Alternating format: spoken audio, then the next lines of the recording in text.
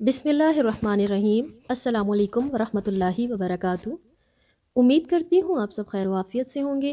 نماز سیریز میں طہارت کے بیان کے بعد آج ہم نمازی کے لباس کے متعلق کچھ بات کریں گے۔ اللہ تعالیٰ نے قرآن پاک میں سورۃ الاعراف میں فرمایا، خُذُوا زینتکم عند کل مسجد، ہر مسجد کے قریب زینت کو اختیار کرو۔ یہ زینت کیا ہے؟ یہ زینت دراصل طہارت و پاکیزگی اور ساتر ہونا ہے۔ نماز کی درستگی جہاں پاکیزگی پر ہے، وہیں لباس کا درست ہونا بھی بہت ضروری ہے۔ لباس کے تقاضے پورے ہو رہے ہوں جو کہ ہماری نماز کو بہتر سے بہترین کی طرف لے کر جا رہے ہوں۔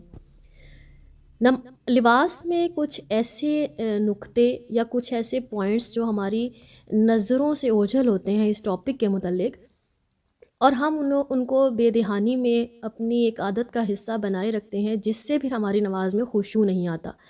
آج ہم نمازی کے لباس کو ایسے سمجھیں گے کہ نمازی کا گیٹ اپ کیسا ہو، نمازی کیسی حالت میں ہو، یا اس کا لباس، اس کا جس جگہ وہ نماز پڑھ رہا ہے وہ نماز کی جگہ کیسی ہو، جس کپڑے پر نماز وہ پڑھ رہا ہے وہ کپڑا کیسا ہو، یعنی جائے نماز کیسی ہو، اس نے جو لباس پہنا ہوا ہے وہ لباس کیسا ہو کہ وہ اچھے سے اچھے طریقے سے پھر نماز کا حق ادا کر سکے گا۔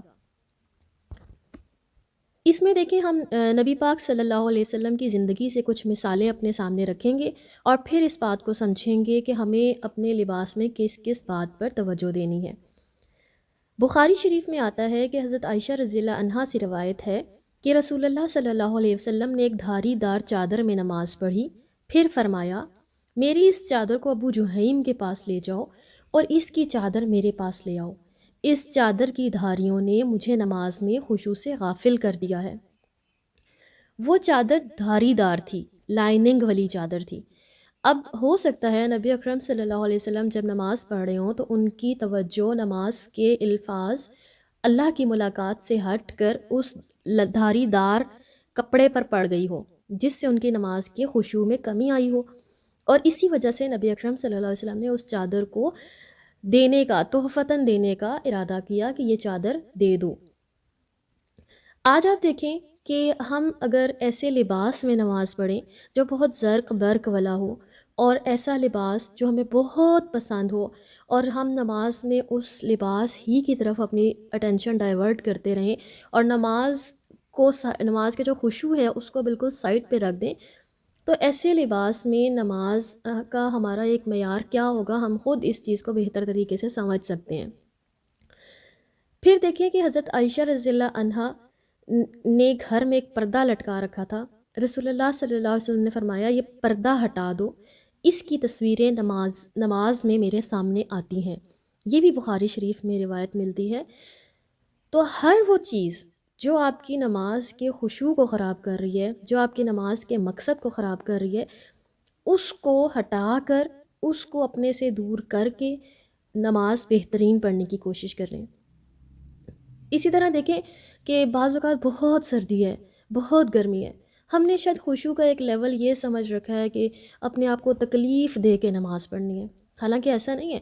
آسانی سے آپ جس چیز کو اپنے لیے مہیا کر سکتے ہیں، اپنا انوائرمنٹ ایسا بنا سکتے ہیں، اپنا ایٹماسفیئر ایسا رکھ سکتے ہیں کہ نہ آپ کو سردی لگے نہ آپ کو گرمی لگے، تو پھر آپ نماز پڑھ سکتے ہیں، اچھے طریقے سے نماز پڑھ سکتے ہیں۔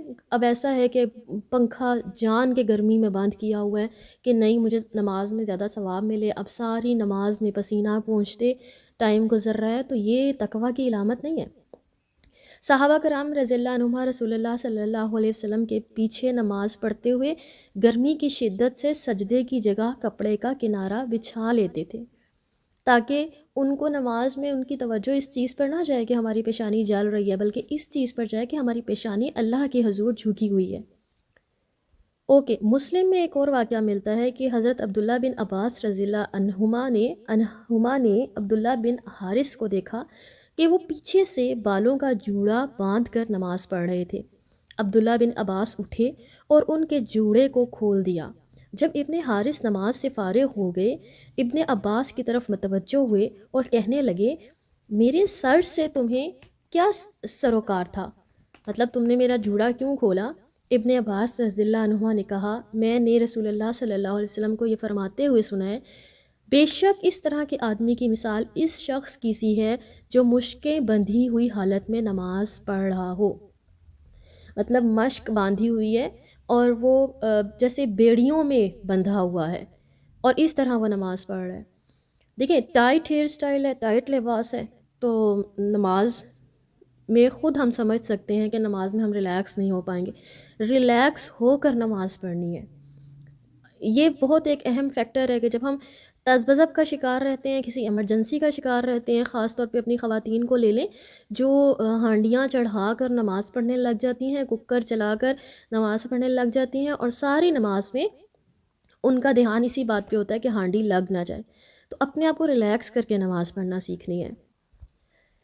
اسی طرح رسول اللہ صلی اللہ علیہ وسلم کی ایک اور حدیث ہمیں بخاری میں ملتی ہے، لا يصلي احدكم في الثوب الواحد ليس على عاتقيه شيء، کوئی شخص کپڑے میں اس طرح نماز نہ پڑھے کہ اس کے کندھے ننگے ہوں۔ مطلب یہ حکم ہم سمجھتے ہیں شاید عورتوں کے لیے، یہ مردوں کے لیے بھی ہے کہ مردوں کا ڈریس بھی ایسا ہونا چاہیے کہ کندھے ننگے نہ ہوں، ڈھکے ہوئے ہوں۔ ہمارے ہاں یہ بھی بہت ایک لاپرواہی کی جاتی ہے کہ بچوں کو چھوٹے ہوتے سے اس چیز کی ترغیب نہیں دی جاتی، اور کیجول ڈریسز میں، ایسے ڈریسز میں کہ ان کے کندھے جو ہیں وہ نظر آ رہے ہوتے ہیں، ان کو نماز پڑھنے کا کہا جاتا ہے۔ تو جیسے جیسے بچے گرو اپ کر رہے ہوں کوشش کریں کہ ان کو ان باتوں کی سمجھ بوجھ دینی ہے۔ اور اب دیکھیں اس سے معلوم ہوا کہ مرد کا لباس بھی ساتر ہونا چاہیے، اور پھر مرد کے لیے سر ڈھانپنا اتنا ضروری نہیں ہے، اگر کوئی ڈھانپ لیتا ہے تو ٹھیک ہے، ترغیب دی جا سکتی ہے، مگر نہ ڈھانپنے والے کو ملامت نہیں کرنا۔ عورتوں کے لباس کے بارے میں رسول اللہ صلی اللہ علیہ وسلم نے فرمایا کہ بالغہ عورت کی نماز اوڑھنی کے بغیر نہیں ہوتی، یہ ابو داؤد کی روایت ہے۔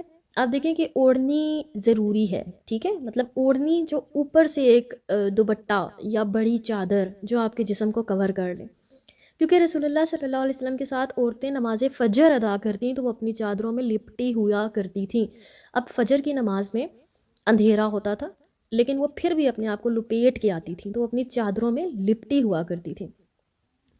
حضرت سلمہ رضی اللہ عنہ فرماتی ہیں کہ عورت اوڑھنی اور ایسے لمبے کرتے میں نماز پڑھے جس سے اس کے قدم بھی چھپ جائیں، دوپٹے سے اوپر کا جو حصہ ہے عورت کا جسم کا حصہ وہ چھپ جاتا ہے، اور کوشش یہی ہو کہ ایسا بڑا دوپٹہ ہو جو نیچے تک جا رہا ہو۔ اب اس میں بعض اوقات کچھ خواتین جو ہیں وہ بہت ہی چھوٹے دوپٹوں میں نماز پڑھتی ہیں، اور کچھ بہت ہی لمبے نماز پڑھتی ہیں دوپٹوں میں کہ ان کے دوپٹے پیروں میں آ رہے ہوتے ہیں، جس سے ان کی نمازوں کی خشوع میں کمی ہو رہی ہوتی ہے۔ تو اس میں بھی دوپٹے کو، اوڑھنی کو اچھی طرح سے لپیٹ لیا جائے، باندھ لیا جائے، جس سے اس کی نماز خراب نہ ہو رہی ہو۔ اور پھر دیکھیں کہ ایسی اوڑھنیاں ہی ہمارے خشوع کا باعث بنیں گی جو ہمیں نماز پڑھتے ہوئے تنگ نہ کریں، جو ہمیں نماز پڑھتے ہوئے ہمارے نماز میں خلل پیدا نہ کریں۔ اس کے علاوہ اور جو باتیں وہ یہ کہ ہمارا لباس ساتر ہونا چاہیے، ہمارا لباس بہت باریک ایسا نہیں ہونا چاہیے کہ ہمارے جسم کے حصے نظر آ رہے ہوں، یہ بھی نمازی کے لباس کا ایک بہت اہم جزو ہے۔ پھر زینت والے لباس میں جہاں ساتر لباس ہونے ضروری ہے، وہیں پہ صاف ستھرا لباس ہونا بھی بہت ضروری ہے۔ امید کرتی ہوں آج کا ٹاپک ہم سب کو سمجھ آ گیا ہوگا۔